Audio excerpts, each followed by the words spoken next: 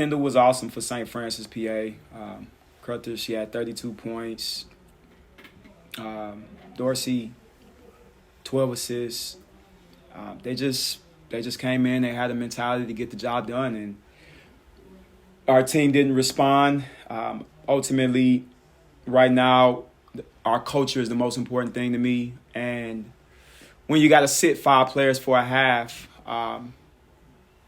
from a culture standpoint, I believe that absolutely messed up the flow of the game, but it's something that we have to learn and grow from. So you got to tip your hat to St. Francis, PA. We play on Saturday, and that's the mindset now is moving forward to Sacred Heart.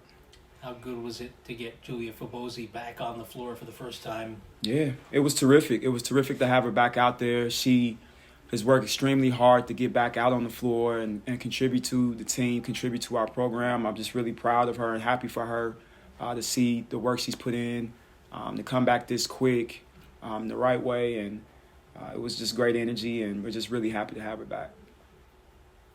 Seems like it's been tough to get a consistent game in all the phases. It seems like we looked at a couple of losses this year, and it's been, okay, it was one thing that didn't go right that kind of sank you. What was it tonight?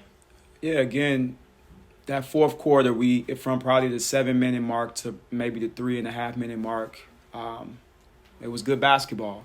And our team right now doesn't understand that you have to play that way the entire game, and that's been our story this season. And I believe a lot of it has to do with inexperience. I believe a lot has to do with immaturity. I believe a lot of it has to do with our injuries, not really being able to build the chemistry and cohesion that's required. And ultimately, the most important thing for me is our culture and the positive things that we do, doing things the right way all the time. Those things are important to me, and this team has been inconsistent in those facets.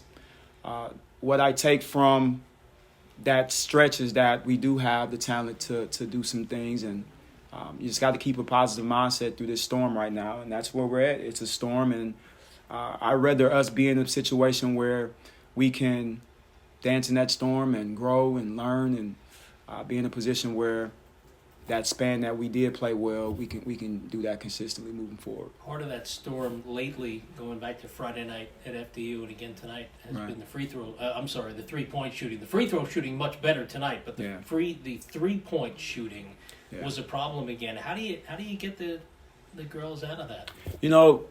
That's a good question, Mark.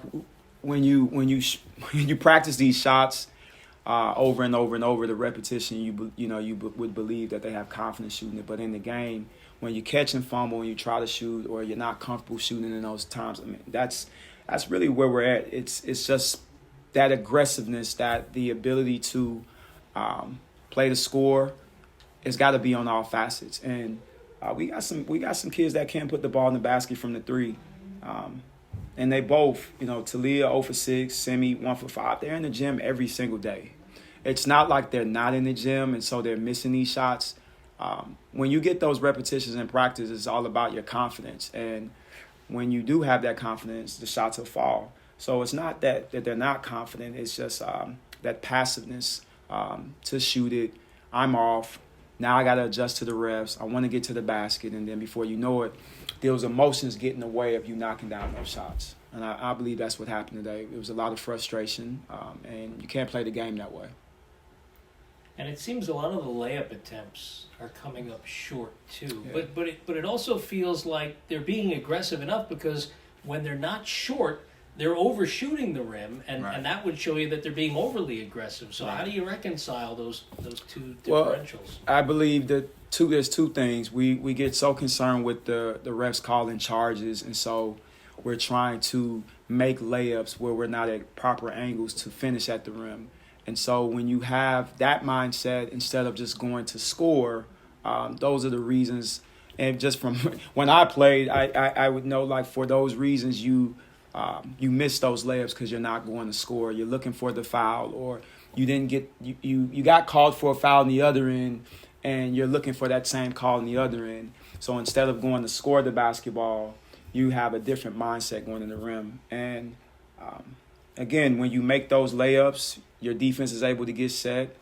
You have confidence. The energy's up a little bit better. And so our kids just got to put the ball in the basket. I know they will, but that's really the biggest thing right now. Is there's too much emphasis on other things, but putting the ball in the basket.